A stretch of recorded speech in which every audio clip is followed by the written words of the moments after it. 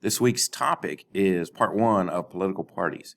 We're going to take a look at exactly what is the purpose of a political party, how they're organized, and what role they play in our political system. But before we get into that, I just want to point out to you on the first screen here, these are some symbols of third parties in the United States. That's the one thing that a lot of students are surprised by in this unit, is that there are a lot of third parties in the United States that don't get the recognition nor the people in power like the Democrats and Republicans do. You'll be doing some third-party research later on next week. Okay, so what is the function of a political party? Well, what is a political party? Okay, it's an organization that seeks political power by electing people to office. Okay, that's part one of what a political party does. Okay, so it organizes people to run for office.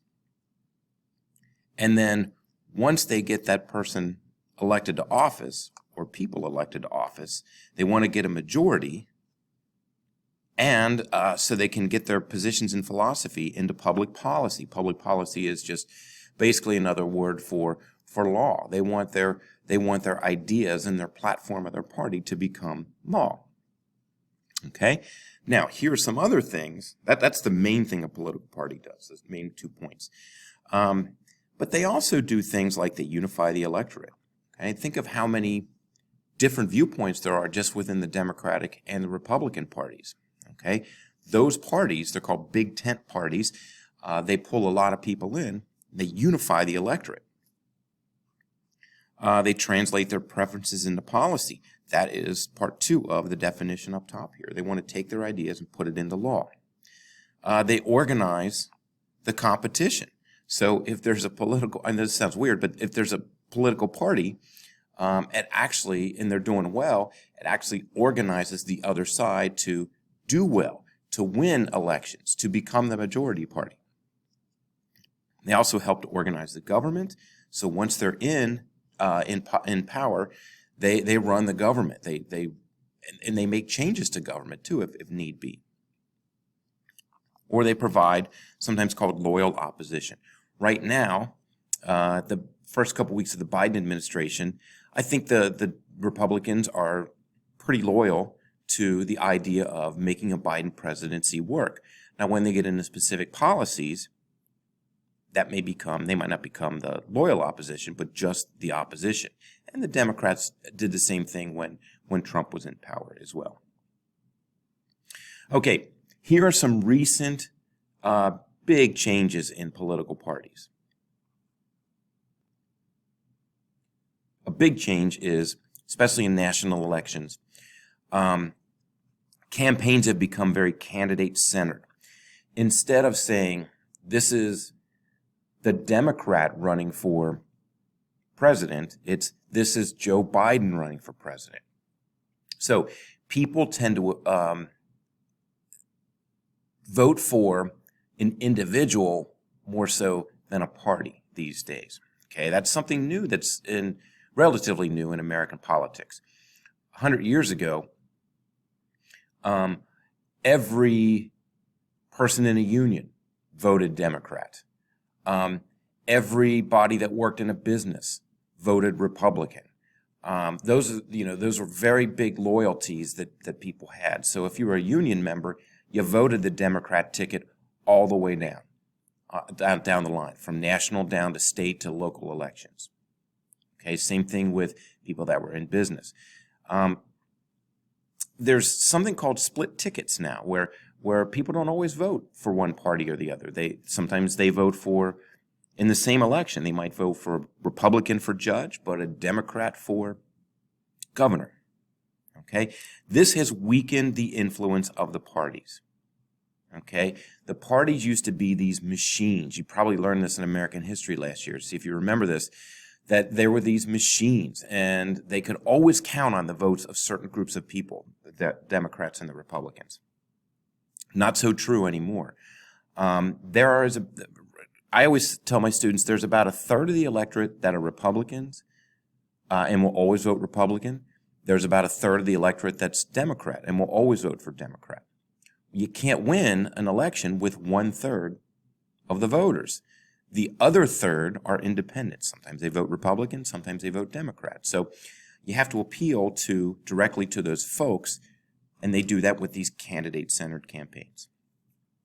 Okay, think of how many campaign ads you saw last fall where it didn't say vote Democrat, it didn't say vote Republican, it said vote for this person. That demonstrates that candidate-centered campaigns are very, very strong. The parties are modifying their message, their platforms, their ideas to appeal to different demographics. Okay, when Biden was running for president, they asked him about fracking. Okay, fracking is a practice where you basically crack the ground open and underneath the surface, and you grab natural gas from there. That is a big, big operation in Pennsylvania. Pennsylvania, there's a lot of businesses that make a lot of money off of fracking. Biden needed the support of Pennsylvania to win the presidency. He won Pennsylvania. When they asked him about fracking, the president, one of the problems with fracking is it can cause a lot of chemicals that we don't want in our system to leak into the groundwater. So it's kind of controversial. Biden said we need to continue fracking because he needed to win the demographics of the folks in Pennsylvania. He needed to win that state. Okay. There's been regional realignments. The South used to be solidly Democratic. The Democratic Party, up until really the Kennedy and Johnson years, was a very racist party. They believed in white supremacy. They supported Jim Crow laws. Okay? That's why the South had Jim Crow laws, because they always voted Democratic. Now it's a very solid Republican district. When the Democrats created a civil rights platform, a lot of Democrats didn't like that in the South, and they jumped ship and went to the Republican Party.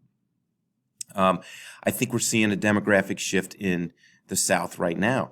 Biden in the 2020 presidential election won Georgia, and he also made leeway and made headway, I should say, in a lot of other states as well in the South. So I don't think it's as solidly Republican as it used to be. The West used to be very solidly Republican as well. That is changing as more and more people move from northern areas to the South, to the Sun Belt in the South and in the West. Those things are changing.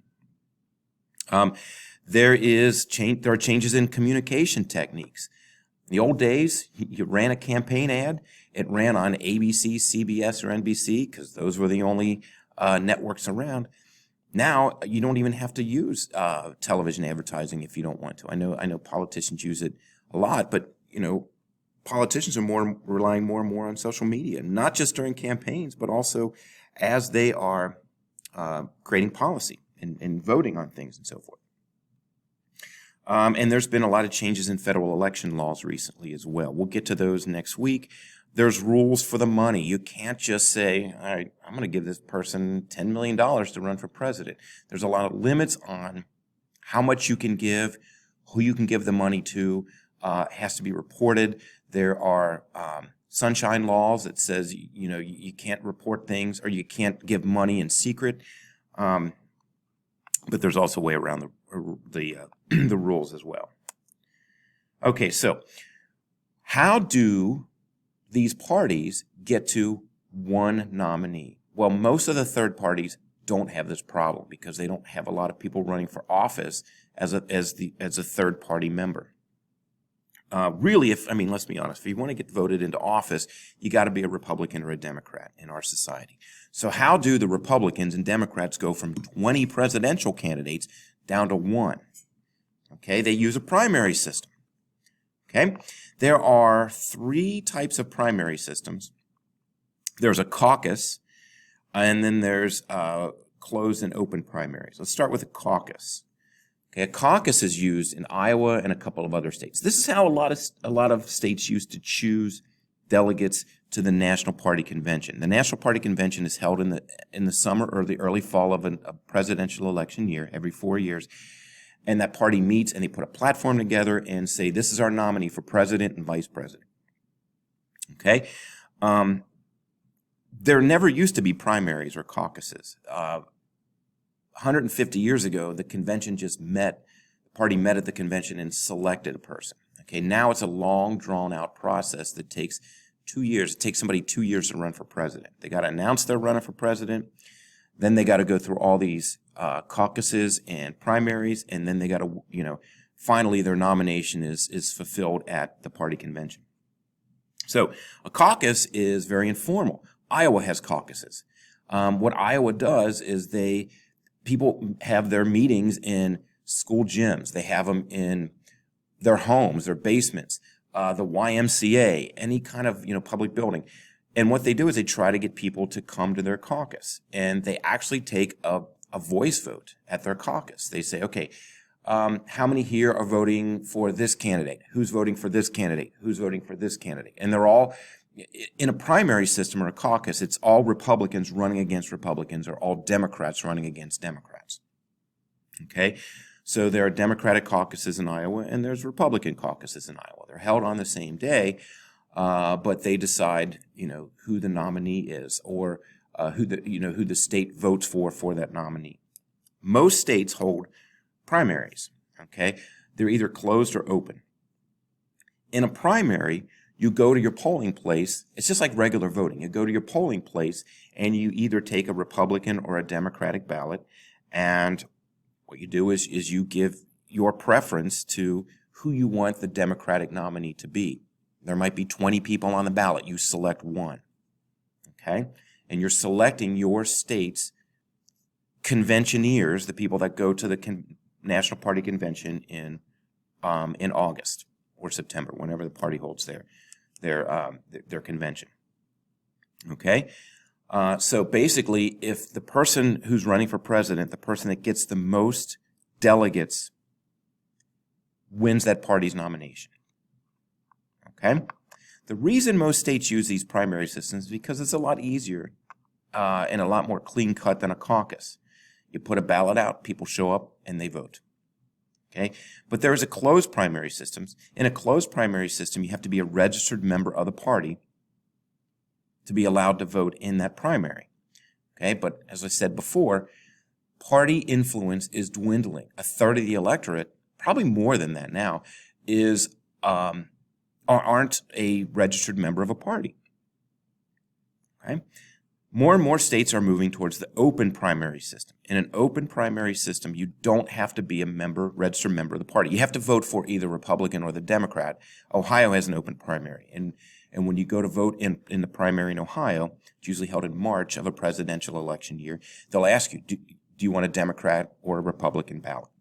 Okay, you can't vote for Republican in the Republican and the Democratic primary. You have to vote in one or the other. Okay, so you don't have to declare membership in a party. Now, again, whoever gets the most pledged conventioneers, delegates, the people that go to the convention, they win the party's nomination for president.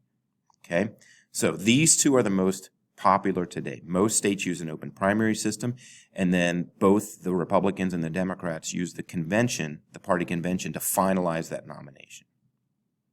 Okay, now, countries either have a multi-party or a two-party system. Technically, we are a multi-party system. There are lots of political parties in the United States.